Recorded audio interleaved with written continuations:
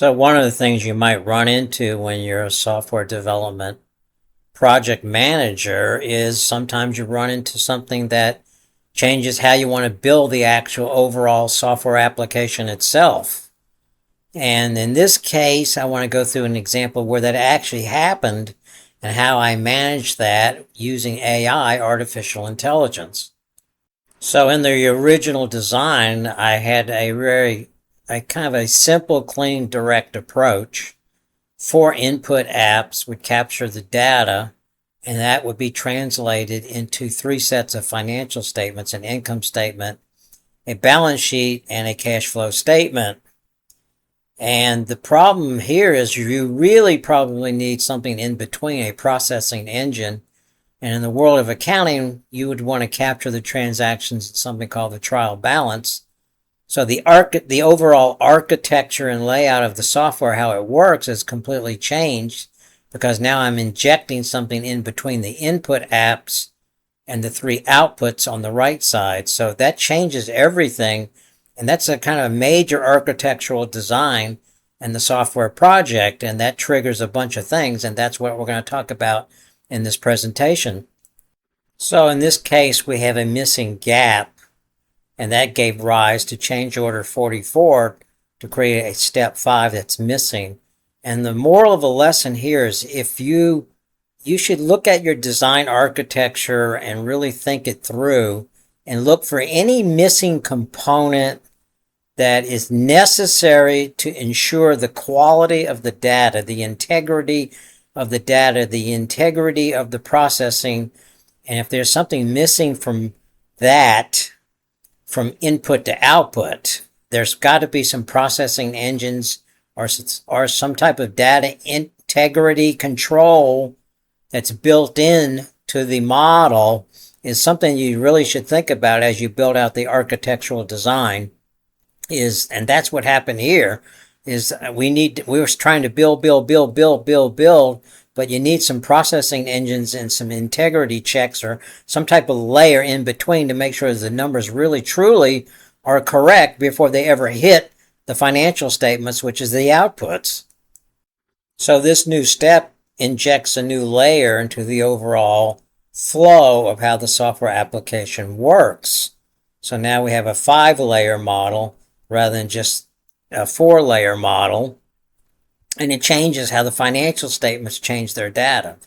So, and we don't want to burden the input apps with having to post and transmit the transactions themselves.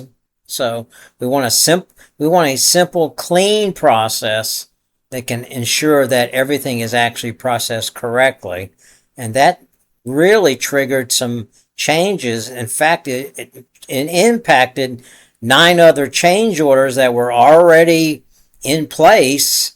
And what the good news is, the artificial intelligence agent that is over the project, Claude Cowork, helps manage all of this. And it actually, what it ended up doing, it triggered a whole new document, and it called it basically the ripple effect document. It said, let me prepare a ripple effect on how this is going to impact everything that we've built so far. And it impacted 9 change orders, 3 of which had major rewrites. When you think about this, it really was a foundational piece to the overall flow of the data throughout the software application. Are there certain foundational pieces that you have to have in place to make this whole thing work? And this is what a trial balance does. It basically makes sure it checks everything. Do the total debits equal the total credits? Or are there any adjusting entries I might make to do accrual accounting after I close out the cash basis transactions that are posted from the 4 input apps? So that way, what we really do is we produce a much better output by injecting this particular step into the process. So it's like a scoreboard that keeps track of everything. So these things are very, very important function points to build into a software application. So think about the components that are necessary to actually make sure that the data is processed and it reaches the output correctly so that no error gets passed to the output. So this one change basically created 9 major ripple effects. And what the AI agent Claude Cowork did is it basically divided these 9 changes. 3 were very high, which changes the specifications for building out the other apps, 5, 6, 7, rescoping of change order 23, and updating change order 2. And medium impacts, like if you change the architecture and the design, that can impact the project charter, certain artifacts that are historical that track what the project is about. And there were some low impacts with change orders 10, 12, and 35. So, and this is what AI agents can do. They can help categorize it, give you a formal report. I had to take that report, study, evaluate it, look at it, and respond back to answer all 9 questions for the next session so that we can move the project forward. So there were 3 major impacts from this change. For example, the apps 5, 6, and 7, you have to change how you're going to actually build those out, and the sequence is wrong because apps 5, 6, and 7 now become apps 6, 7, 8, because we now have a new app 5, so the whole sequence and numbering, all of that is changed. Then the cash flow engine logic is changed. We had a change order 23 to build that out using some type of optimization, but that changes because now it's going to be built in a completely different way per the trial balance. And then the cost model was app 4. That was the 4th input app, and it was really being loaded up you might say it was front loaded to capture a lot of things that perhaps shouldn't even be in that input app, like cost of goods sold, inventory tracking, should be moved to something other than this input app. So these are the kind of things that can happen when you have a major change on a software development project, and this is how it impacts other applications and change orders that you've already worked on previously in other work sessions with the AI agent.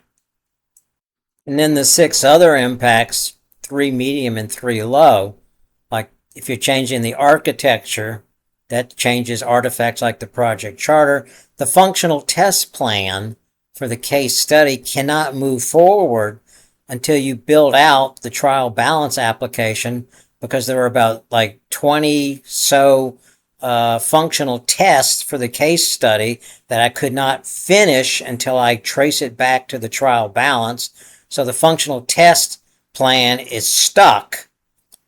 Case study 1, I can't move forward. And then downstream of that, of the 3 financial statements, we want to produce a final PDF report and Excel workbook, which comes from the financial statements, which comes from the trial balance. So the data connection or lineage is changing through the flow of the software. The UI design changes because the user is now going to interface with the trial balance to possibly do a few accrual entries, which is usually accounts receivable, accounts payable. There's an impact there. The project structure has changed. So now the design architecture is version 2 rather than version 1. And data storage architecture changes. We got to store all the trial balance data. So if the person comes back and makes additional changes, we got to update that trial balance. There's a process that has to follow month to month to do that. So this is all the stuff that has to go in when you develop a software application, and these are the things that are getting impacted that are identified by the AI agent. So the obvious question is, well, why did this happen? Well, one of the things that I have found working, and this happens when you get on the hosting platform, the hosting platform makes it so easy to build stuff. And the super agent and the AI agents also encourage build. They want to build stuff. They don't like spending a lot of time planning, but therein lies a really big problem. So if you start building all the things, especially the outputs, because you're interested in building to get to the outputs, there's a bit too much of a rush. So you need to take a step back, build out the overall architecture, make sure it really works.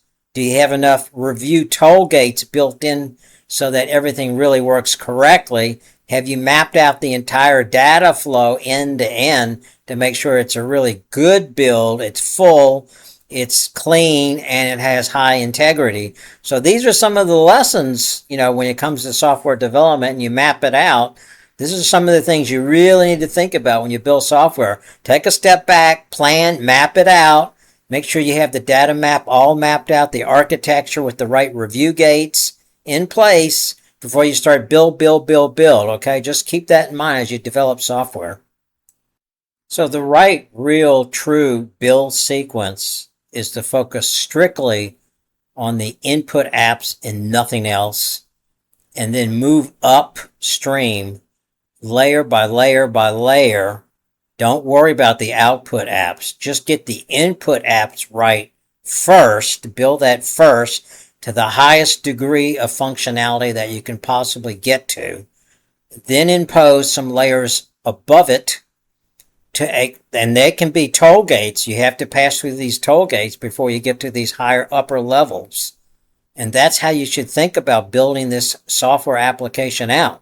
Map out the full architecture from bottom.